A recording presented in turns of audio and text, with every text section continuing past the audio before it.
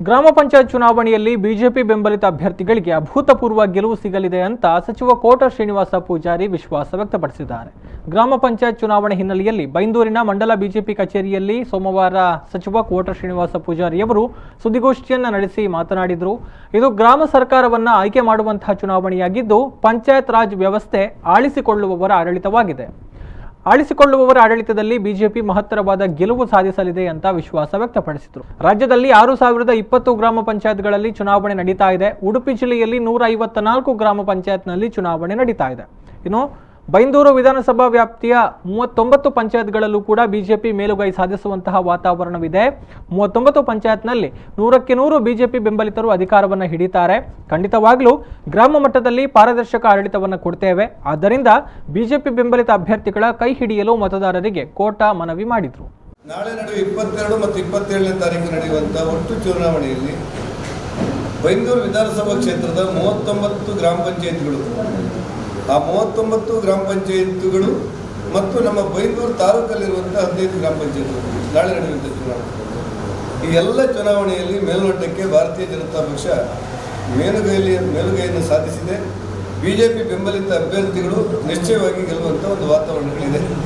ಈ ಹಿನ್ನೆಲೆಯಲ್ಲಿ ಬೈಂದೂರಿನ 15 ಗ್ರಾಮ ಪಂಚಾಯತ್ಗಳ ಸಹಿತ 39 ಗ್ರಾಮ ಪಂಚಾಯತ್ಗಳು ನಮ್ಮ ಬೈಂದೂರು ವಿಧಾನಸಭಾ ಕ್ಷೇತ್ರದಲ್ಲಿ ಬಹುತೇಕ 100ಕ್ಕೆ 100 ಅಧಿಕಾರಕ್ಕೆ ಬರ್ತದೆ ಅನ್ನುವಂಥ ವಾತಾವರಣ ಕಂಡು ಬರ್ತಾ ಇದೆ.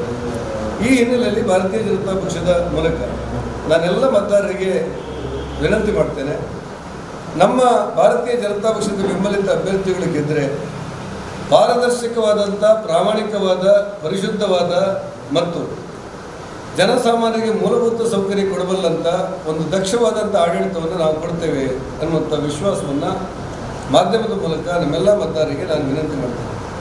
ಬಹುತೇಕ ಗ್ರಾಮ ಪಂಚಾಯತಿಗಳಿರುವಂಥ ಅಧಿಕಾರ ಏನು ಅಂತ ಹೇಳಿದರೆ, ಯಾರ ಮನೆಯಲ್ಲಿ ಶೌಚಾಲಯಗಳಿಲ್ಲ ಅದನ್ನು ಪೂರ್ಣಗೊಳಿಸುವುದು, ಯಾರಿಗೆ ಬಡವರಿಗೆ ಮನೆ ಇಲ್ಲ ಅವ್ರನ್ನ ಆಯ್ಕೆ ಮಾಡಿ ಬಡವರಿಗೆ ಮನೆ ಕೊಡಿ ಅಂತ ಹೇಳೋದು, ಗ್ರಾಮೀಣ ರಸ್ತೆಗಳು ಹದಗೆಟ್ಟರೆ ಆ ರಸ್ತೆಗಳನ್ನು ಸಂಪರ್ಕ ರಸ್ತೆಗಳಾಗಿ, ಸಮರ್ಪಕ ರಸ್ತೆಗಳಾಗಿ ಮಾಡಲಿಕ್ಕೆ ಶಿಫಾರಸು ಮಾಡುವುದು, ತನ್ನ ಅನುದಾನದಲ್ಲಿ ಅದನ್ನು ಸಮರ್ಪಕಗೊಳಿಸುವುದು, ಎಲ್ಲೆಲ್ಲಿ ವಿದ್ಯುತ್ ದೀಪಗಳಿಲ್ಲ ವಿದ್ಯುತ್ ದೀಪಗಳನ್ನು ಸರಿಪಡಿಸುವುದು. ಇವತ್ತು ಕೇಂದ್ರ ಸರ್ಕಾರದ ಜಲಮಿಷನ್ ಯೋಜನೆಯಡಿ ಪ್ರತಿ ಮನೆಗೂ ನಲ್ಲಿ ಬರುವಂಥ ಏನು ಯೋಜನೆ ಇದೆ. ಇನ್ನು ಕೋವಿಡ್ನಿಂದಾಗಿ ರದ್ದುಗೊಂಡಿದ್ದಂತಹ ರಾಜ್ಯ ಸರ್ಕಾರದ ಮಹತ್ವಾಕಾಂಕ್ಷಿ ಸಪ್ತಪದಿ ಯೋಜನೆಯನ್ನ ಪ್ರತಿ ತಿಂಗಳು ನಡೆಸುವಂತಹ ಯೋಜನೆ ಇದೆ. ಮೊದಲ ಹಂತವಾಗಿ ಜನವರಿ ಫೆಬ್ರವರಿ ತಿಂಗಳಲ್ಲಿ ನಡೆಸ್ತೇವೆ. ಜನವರಿ ಹಾಗೂ ಫೆಬ್ರವರಿ ತಿಂಗಳಲ್ಲಿ 2 ಬಾರಿ ಸಪ್ತಪದಿ ಕಾರ್ಯಕ್ರಮ ಮಾಡುವಂತಹ ನಿರ್ಧಾರವನ್ನು ಕೈಗೊಂಡಿದ್ದೇವೆ. ಮೊದಲ 2 ತಿಂಗಳು ಯಶಸ್ವಿಯಾದರೆ ಅದನ್ನು ಪ್ರತಿ ತಿಂಗಳಿಗೂ ಮುಂದುವರಿಸ್ತೇವೆ. ಒಂದೇ ಸಲ ನಡೆಸಿದರೆ ಜನಜಂಗುಳಿಯ ಸಾಧ್ಯತೆಯೂ ಇದ್ದು ಕೋವಿಡ್ ನಿಯಮಗಳನ್ನು ಮನಗಂಡು ಪ್ರತಿ ತಿಂಗಳಿಗೂ ನಡೆಸುವಂತಹ ನಿರ್ಧಾರ ಇದೆ. ಹೀಗೆ ಮಾಡಿದರೆ ಜನಜಂಗುಳಿಯನ್ನು ನಿಯಂತ್ರಿಸಬಹುದು ಅಂತ ಹೇಳಿದರು. 1ನೇ ತಾರೀಕಿನಿಂದ 30ನೇ ತಾರೀಕಿನವರೆಗೆ 2 ದಿವಸವನ್ನು ನಿಗದಿ ಮಾಡ್ತೇವೆ ಸಪ್ತಪದಿ.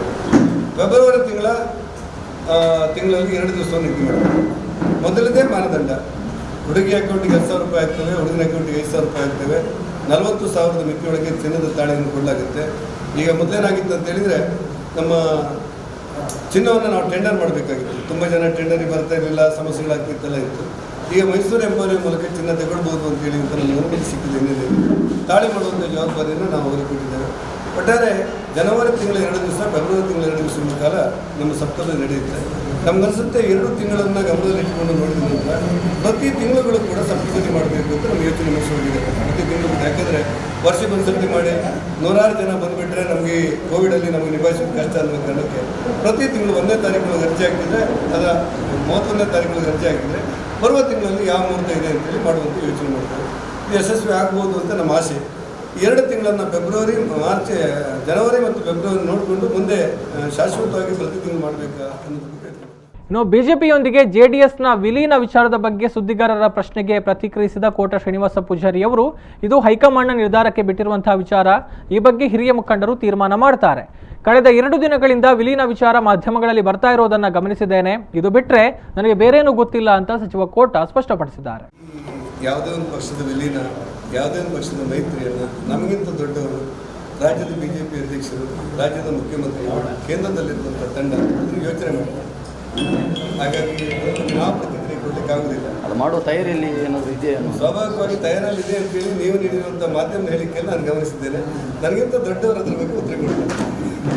ಪತ್ರಿಕಾಗೋಷ್ಠಿಯಲ್ಲಿ ಜಿಲ್ಲಾ ಪ್ರಧಾನ ಕಾರ್ಯದರ್ಶಿ ಸದಾನಂದ ಉಪ್ಪಿನಕುದ್ರು, ಬೈಂದೂರು ಮಂಡಲ ಅಧ್ಯಕ್ಷ ದೀಪಕ್ ಕುಮಾರ್ ಶೆಟ್ಟಿ, ಜಿಲ್ಲಾ ಪಂಚಾಯತ್ ಸದಸ್ಯ ಬಾಬು ಹೆಗಡೆ, ಬೈಂದೂರು ತಾಲೂಕು ಪಂಚಾಯತ್ ಅಧ್ಯಕ್ಷ ಮಹೇಂದ್ರ ಪೂಜಾರಿ, ಉಪಾಧ್ಯಕ್ಷೆ ಮಾಲಿನಿ ಕೆ, ಮಂಡಲ ಕಾರ್ಯದರ್ಶಿಗಳಾದ ಪ್ರಿಯದರ್ಶಿನಿ ದೇವಾಡಿಗ, ಪ್ರಕಾಶ್ ಪೂಜಾರಿ ಜಡ್ಡು, ತಾಲೂಕು ಪಂಚಾಯತ್ ಸದಸ್ಯ ಪುಷ್ಪರಾಜ್ ಶೆಟ್ಟಿ ಜೊತೆಗಿದ್ದರು.